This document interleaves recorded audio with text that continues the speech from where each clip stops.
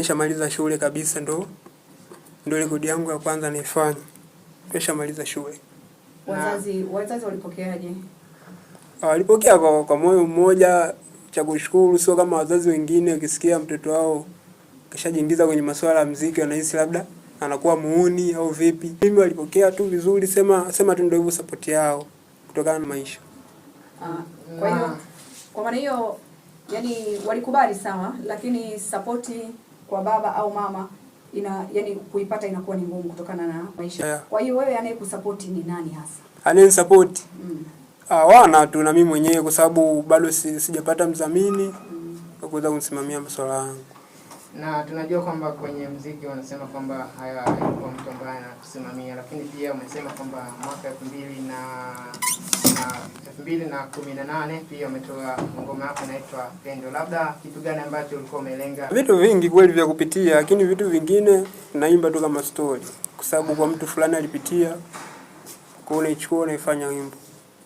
Labda leo hii labda umesema kwamba swala zima la management ya huna. Sasa kuna nani ambaye anaikupush kuhakikisha kwamba unatoa hizo ngoma, au wewe mwenyewe unatafuta kipato na kwenda kutoa studio?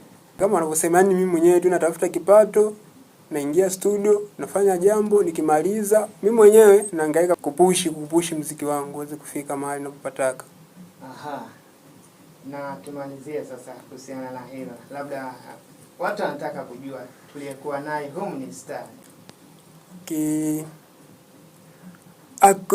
Ako sikataki kana nisumbua sana mimi. Ako sikataki kanaomba sana ila mimi. Ako sikataki kanipelekesha sana mimi.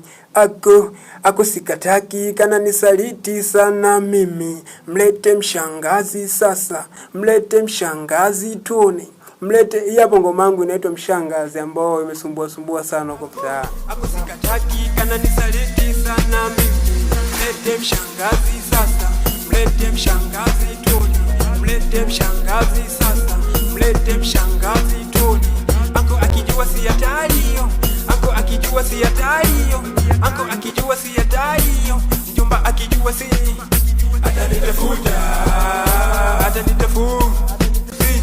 Mlete mshangazi sasa, mlete mshangazi tuone. Mlete mshangazi sasa, mlete mshangazi tuone.